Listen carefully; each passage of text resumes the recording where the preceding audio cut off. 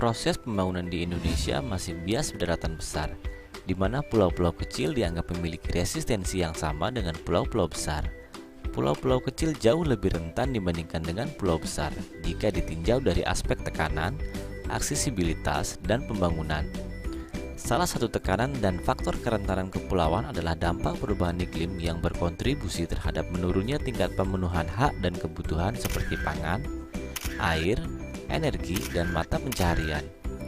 Oleh karena itu, pada tahun 2010 diadakan Konferensi Kepulauan Sunda Kecil Maluku dan dilanjutkan dengan Kongres Kepulauan pada tahun 2012. Kedua agenda ini menghasilkan kesepakatan dan peneguhan bersama bahwa diperlukan counter model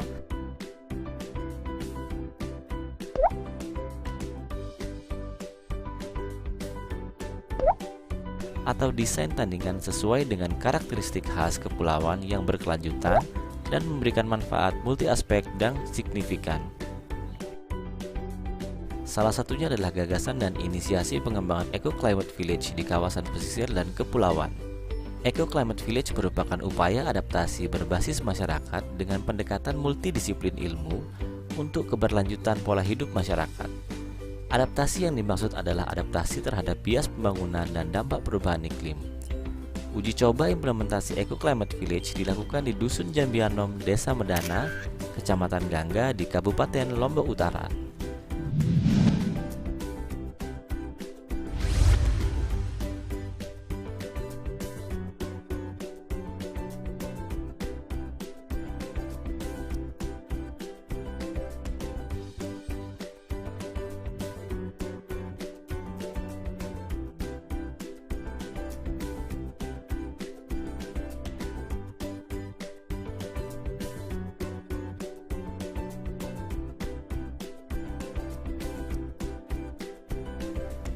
Pola yang digunakan adalah diskusi bersama masyarakat untuk membuat sketsa ruang hidup masyarakat baik di wilayah tenurial atau daratan maupun wilayah perairan, yaitu sungai, rawa, dan laut.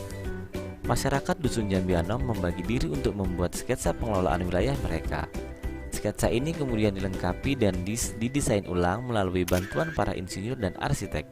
Eco Climate Village diimplementasikan secara bertahap dengan berbagai upaya peningkatan kapasitas masyarakat seperti perluasan akses sumber daya alam, rehabilitasi ekosistem pesisir, serta penggunaan metode energi terbarukan.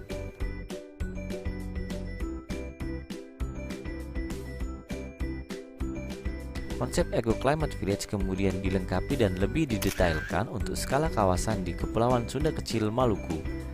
Konsep ini dikenal sebagai Delta Api atau Desa Ekologis Tangguh dan Adaptif Perubahan Iklim, di mana satu kawasan Delta Api terdiri dari minimal 3 desa yang berada di dalamnya.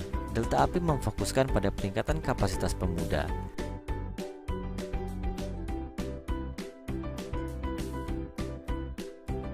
karena 60% dari total 200 jutaan penduduk Indonesia merupakan pemuda.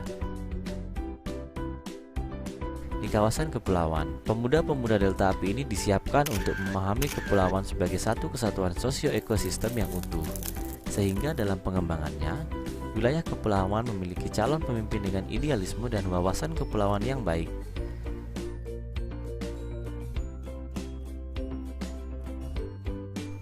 Delta Api mengklasifikasi proses dan pendekatan yang dilakukan menjadi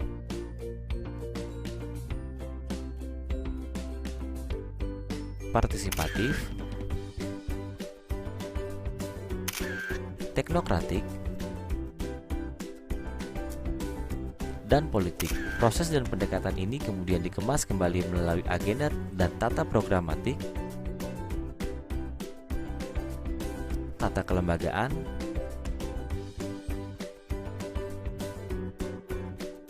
dan tata pengetahuan.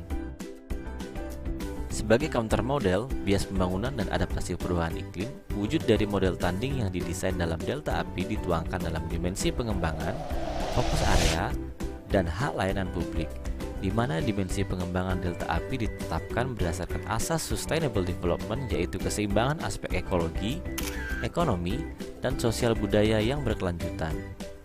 Fokus area dari gerakan ini adalah kedaulatan pangan, ketersediaan dan kecukupan air, kemandirian energi, dan keberlanjutan mata pencaharian. Fokus area ini dirasa perlu untuk didukung dengan pengembalian hak dan layanan publik vital seperti hak atas akses pendidikan, akses kesehatan, serta akses informasi dan teknologi. Dalam implementasinya, Delta API melalui beberapa proses yang sistematis. Yang pertama adalah penentuan lokasi Delta API dan melacak jejak para pemuda.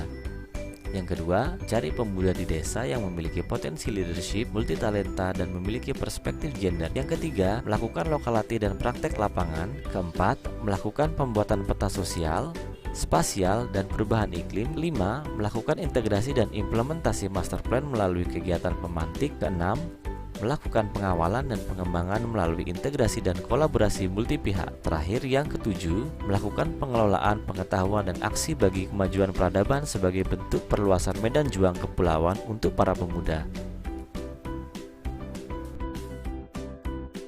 Untuk menentukan kawasan Delta API, terdapat 5 kriteria yang dikenal sebagai 5H,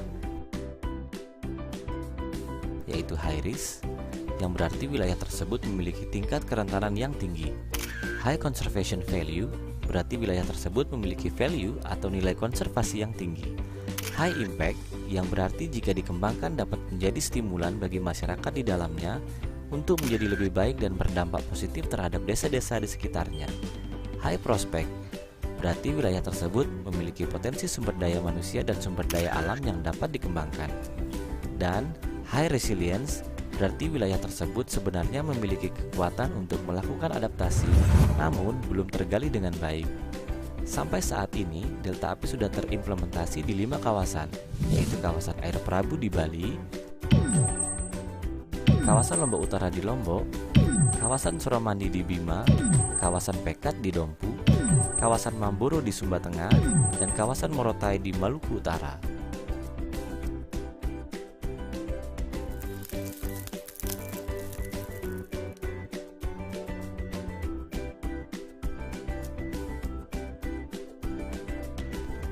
Kawasan Delta API di Kabupaten Lombok Utara berada di 3 desa, yaitu Desa Medana di Kecamatan Tanjung, Desa Gondang di Kecamatan Gangga, dan Desa Gili Indah di Kecamatan Pemenang.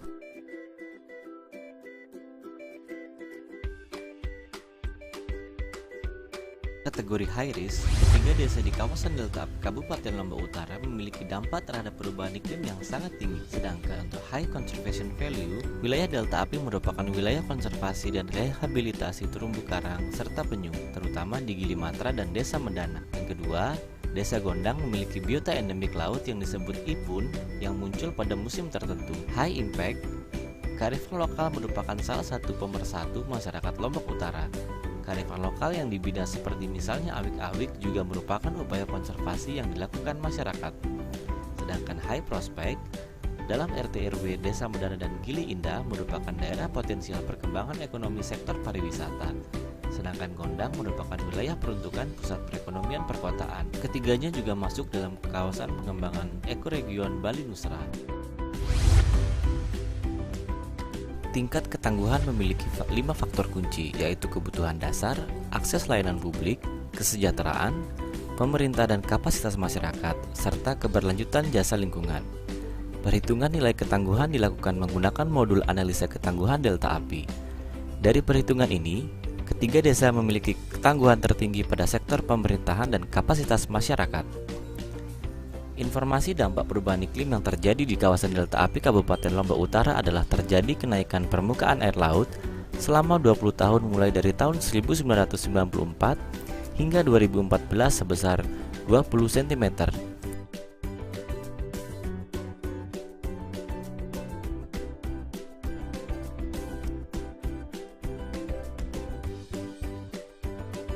Kenaikan juga terjadi pada suhu permukaan air laut dengan periode waktu yang sama, yaitu sebesar 0,12 derajat Celcius. Sementara laju kenaikan gelombang selama periode 6 tahun, mulai dari tahun 2009 hingga 2015 adalah 0,0026 meter per tahun. Kemudian, dengan periode waktu yang sama dengan gelombang, laju kecepatan angin juga semakin meningkat sebesar 0,240 meter per second.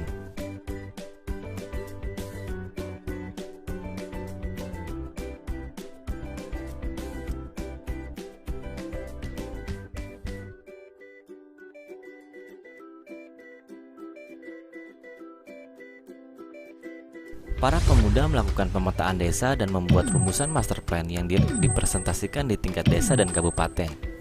Untuk kawasan Delta Api Kabupaten Lombok Utara, belum dilakukan pemetaan spasial secara komprehensif, sehingga acuan master plan adalah peta sosial, analisa kerentanan perubahan iklim, dan sketsa draft master plan.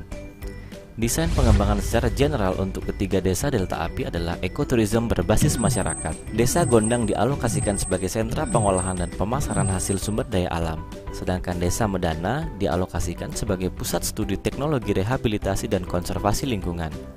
Sementara Gili Indah adalah lokasi yang paling sulit untuk dipetakan kembali karena telah terlampau nyaman dalam pariwisatanya, sehingga alokasinya adalah berdasarkan karakteristik masing-masing gili, di mana Gili Air sebagai ekoturism berbasis seni dan budaya, Gili Menu ekoturism eksklusif atau private, dan Gili Terawangan sebagai mass ekoturism. Mengapa Delta Api penting?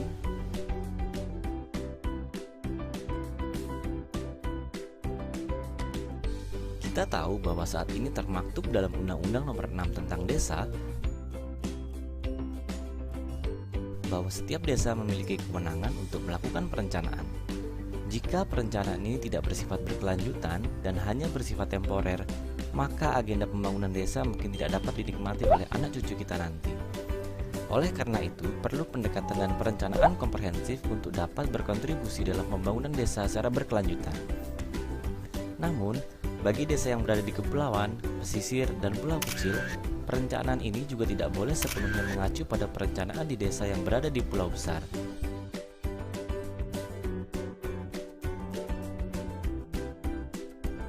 Maka dari itu, pemuda harus siap dengan konsep perencanaan dan pengembangan desa kepulauan. Kemudian, didukung oleh misi dari Kementerian Desa bahwa kita dapat membangun Indonesia dari pinggir. Desa pesisir dan kawasan kepulauan adalah salah satunya. Oleh karenanya, kita bisa membangun Indonesia kecil melalui desa. Lalu, coba kita bayangkan, Kabupaten Lombok Utara memiliki 33 desa. Bayangkan saja dalam satu semester ini ada satu anak muda Delta Api yang memiliki kapabilitas setara dengan para planner atau perencana di pulau besar.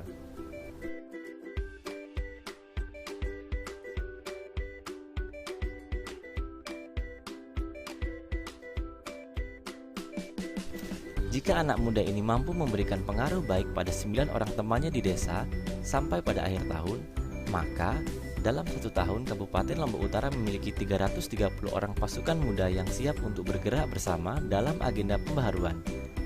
Jika para anak muda ini mampu menginfluence 20 orang lainnya dalam satu desa dalam 2 tahun ke depan, maka Kabupaten Lombok Utara akan memiliki 990 anak muda luar biasa.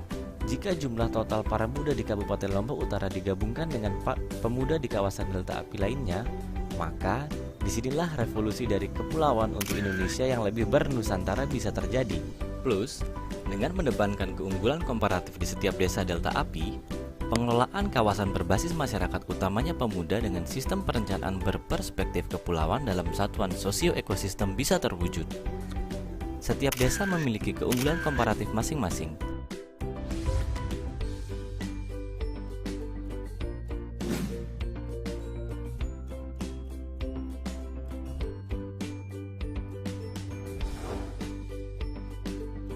Seperti misalnya Desa Sukadana dengan pusat kajian dan budidaya bambu.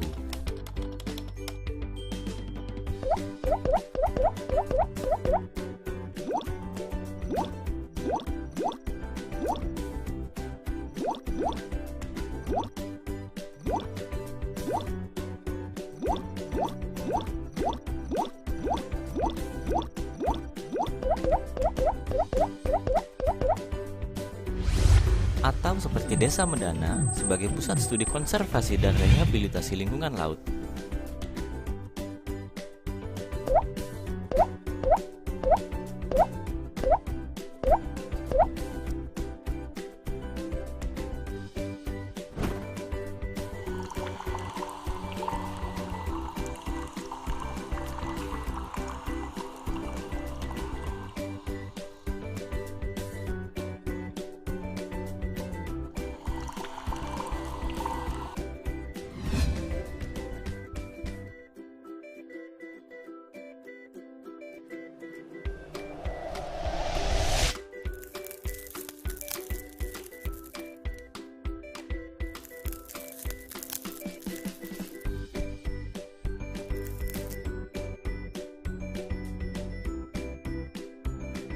Mekanisme pengelolaan keunggulan komparatif ini dihubungkan dengan sistem interkoneksi antar dusun, antar desa, antar kawasan, dan antar daerah untuk menyeimbangkan dan mengakomodir kebutuhan tiap desa dalam kepentingan kawasan, keberdayaan, delta API.